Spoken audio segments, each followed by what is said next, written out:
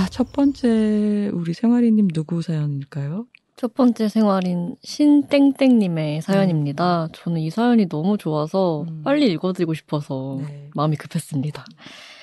2004년 중3 가을 날씨는 소나기. 반 청소를 마치고 현관으로 나왔을 때 비가 내리고 있었습니다.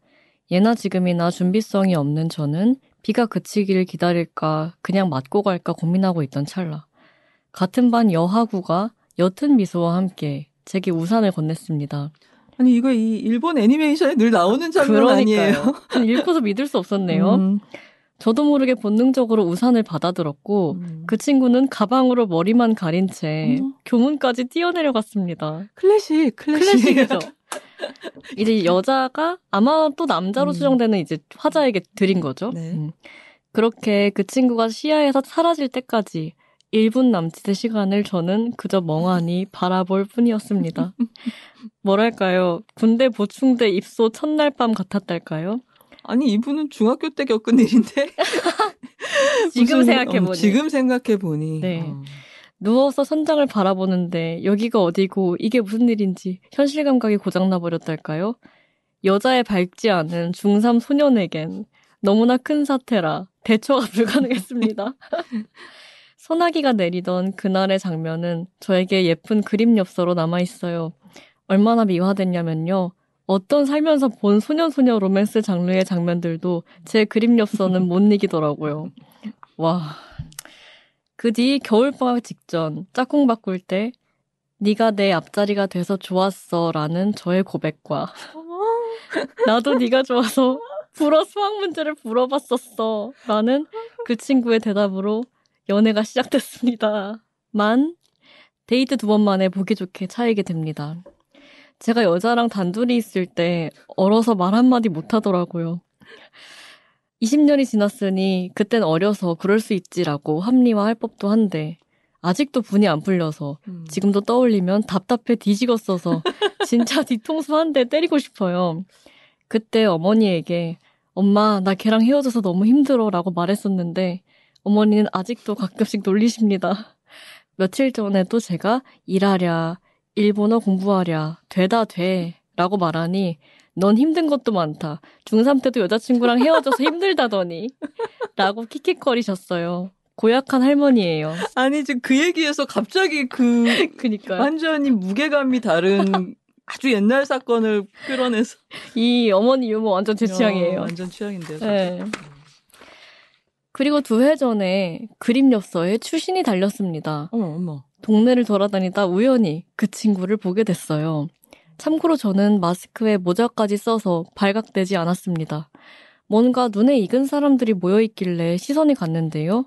그 사이에 그 친구가 있더라고요. 아마 중학교 동창들끼리 만나고 있던 거 아닐까 싶어요.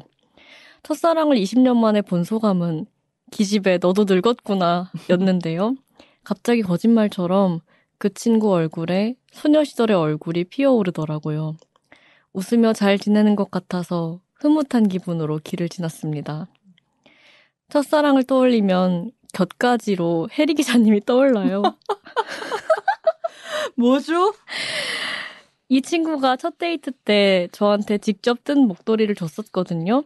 그거의 아이디어를 얻어 기자님에게 직접 뜬 빨간 목도리를 전달한 적이 있는데 기자님께서 잘 받으셨는지 모르겠어요. 잘 받았죠. 제가 선명히 기억하고 있습니다. 그러셨군요. 네. 그 친구랑 헤어지고 그리고 성인이 되어서도 선물 받은 목도리를 버리지 않고 옷장에 뒀었어요. 근데 기자님과의 연결성이 너무 약한데. 아니 그리고 첫 데이트 때 무려 직접 든 목도리를 줬는데 2번째 데이트 때 헤어졌다. 그러니까. 아무튼 누군가 절 위해 기꺼이 수고를 들인 선물을 버리기가 뭐해서 둔 거였는데 가끔 옷장을 열 일이 있을 때 보면 그 시절의 따뜻함이 남아있는 건지 목도리라는 이미지가 주는 따뜻함 때문인지 흐뭇해지는 게 있더라고요. 혜리 기자님 팬이 된 지 12년이 됐습니다. 어제 저녁에도 그림과 그림자를 조금 읽었네요. 팬지를 오래 하다 보니 군 전역 이후에 제게 영향을 가장 많이 준 사람이 기자님이네요. 원하시지는 않겠지만 김혜리 키즈라고 할까요? 지금처럼 건강하시고 꾸준히 방송해주시면 행복할 것 같습니다. 전 이 사연이 너무 좋아요. 굉장히 다양한 이야기가 담겨 있는데. 그러니까요. 근데 이 첫사랑 장면은 네. 진짜 좀 다른 애니메이션들이 넘사벽일 만큼 그렇게 좋았다니까. 인상. 근데 저는 사실 그게 헤어지신 게 더 궁금한데요? 뭐 때문에 헤어지셨는지가. 물론 이게 좀 너무 민감한 사안일 수가 있고 아픈 상처를 건드리는 질문일 수는 있는데 이렇게 동화처럼 잘 전개가 되다가 어인일로 그러니까 글로만 유추해 보자면 음. 이제 어르셨다고 했잖아요. 말을 못해서. 네, 따옴표 치고 여자애 밟지 않아서. 아이 그래도 근데 뭐 너무 아무 말 안 하면 무심하다고 생각했지 않았을까요? 맞아요. 저는 이 글을 읽는 내내 이 신땡땡님 생활인님께 여자라는 것이 얼마나 타자인지가 실감이 나는 거예요. 그렇죠. 일단 친구라고도 안 하고 동급생이라고도 안 하고 여하구라고 쓰신 게 이분 남하구인가 봐. 저희 때는 하구라는 말을 대학 가서 썼고 고등학교 때까지는 하구라는 말 안 썼던 것 같은데. 저도 그래요. 그렇죠. 되게 약간 정중하시네요. 맞아요. 그 여자애 밝다 밝지 않다도 너무 오랜만에 들은 표현이라 여자애 밝다는 것은 그게 또 무엇일까? 무슨 말이야? 그러니까 뭐 부끄럽지 않다, 같이 있어도 자연스럽다, 뭐 이 정도겠죠. 맞아요. 지금은 많이 좋아지셨길 바라고요. 자연스럽게 여자 사람 친구들하고도 편한 대화가 가능한 분이 되셨기를 기원을 해봅니다. 혹시 누가 이렇게 우산 씌워준 경험 있으세요? 정말 없고 제가 씌워드렸던 기억은 있어요. 이제 길 가다가 없는 게 확실하신 분이 있잖아요. 저랑 길이 같은 것 같은데 너무 좀 쩔쩔매신다 싶으면 잠깐 같이 쓰자고 했던 적이 있는 것 같고요. 네. 사실 첫사랑의 그림이 이렇게 좋기가 힘든 게 둘 다 서툴 때잖아요. 그렇죠. 장면이 잘 안 만들어지지 않나요? 맞아요. 그것도 이렇게 합이 맞아야 뭐 이런 모멘트를 만들어내는 건데 쭈뼛쭈뼛 하다가 어색하게 이제 무산되기 십상이죠. 근데 여기는 너무 그림 같아서 두 분이 같이 간 건 아닌데 뭐 이런 식이면은 집에 도착했을 때 무지개가 떠야 되는 거 아닌가? 맞아. 근데 생각해보면 이제 상대 여자분이 다 한 거잖아요. 그러네. 가만히 있던 남자애한테 뒤흔들어 놓고 그쵸. 우산 씌워주고. 그리고 이제 그 여자가 잘 달려갔기 때문에 만들어진 장면이라면 그렇죠. 이 남자는 한 게 없기 때문에 차인 것이 아닐까. 그리고 목도리도 짜오고. 그쵸. 마지막에 결말도 여자친구분이 그쵸. 지었으니까 그냥 나는 가만히 있었는데 모든 일이 일어났다. 그러니까요. 요즘에 친구들이랑 얘기하면 이제 이성애를 하는 친구들이 자신의 남자 애인 혹은 좋아하는 남자애에 대해서 얘기를 할 때 대체로 그들의 소극성에 정말 분개하는 토크가 정말 많아요. 그래요? 왜 언제나 용기는 나에게 있는가가 주된 화두더라고요. 그럴 때 있죠. 분명히 헤어지고 싶어 하는 것 같은데 왜 그 말을 꼭 내 입으로 하게 하나. 그런 답답함은 고래로부터 많은 여자들이 가져왔던 맞아요. 그런 연애에서의 불만사항인 것 같고요. 저는 언젠가 공항에서 내렸는데 사실 외국 여행을 갔다 올 때 오는 날 날씨를 예측하기는 어렵잖아요. 그럼요.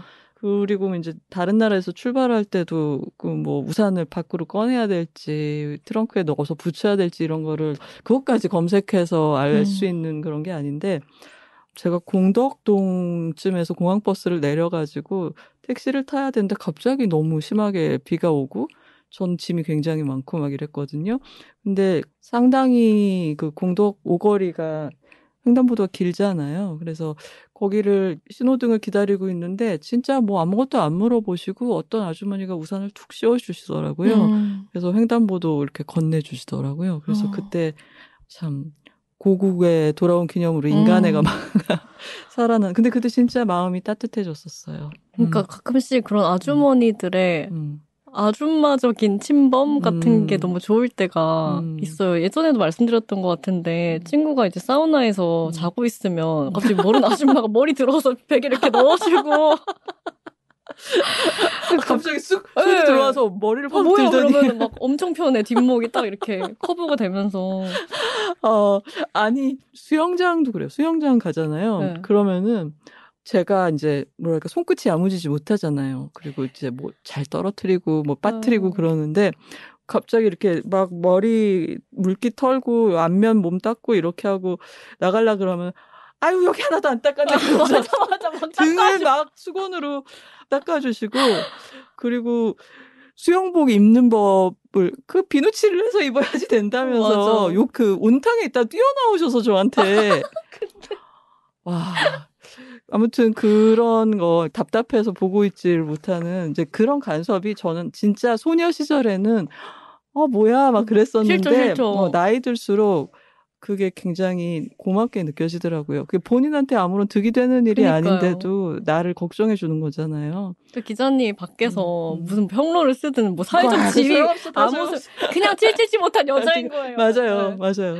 그리고 사실이고 그게 사실 저의 본체고 그런 거라서 그래서 저는 나도 이래야지 나중에 이럴 기회가 있으면이라고 생각을 했었고 그 호소다 마모루 감독의 늑대아이라는 애니메이션이 있잖아요.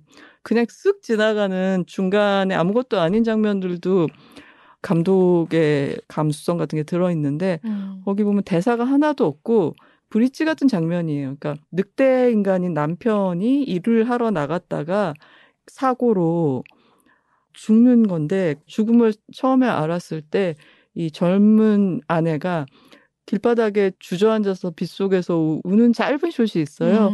근데 그때 이제 행인이 지나가다가 그 행인은 진짜 애니메이션에서도 얼굴도 없는 엑스트라인 거잖아요. 네. 근데 이렇게 행인이 이렇게 다가가서 주저앉아 있는 여자 위에 이렇게 우산을 들어주는 게 한 1초 지나갔던 것 같아요.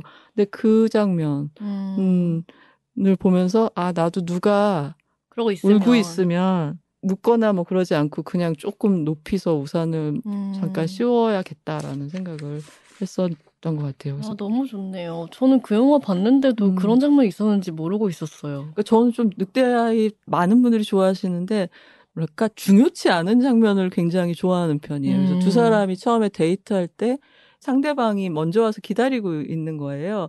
근데 바로 많이 기다렸어 하고 가지 않고 그가 먼저 왔다는 걸 아는 순간 건물 뒤에 살짝 이렇게 숨어서 나를 기다리고 있는 그 막 시작하는 연애 상대를 잠깐 이렇게 관찰하는 바라보는 장면인데 그것도 너무 좋아요. 그러니까요. 다시 봐야겠어요, 조만간. 그런 사소한 장면들이 좋은 영화가 정말 오래 남는 것 같습니다. 자, 그러면은 또 사연 읽어볼까요? 네.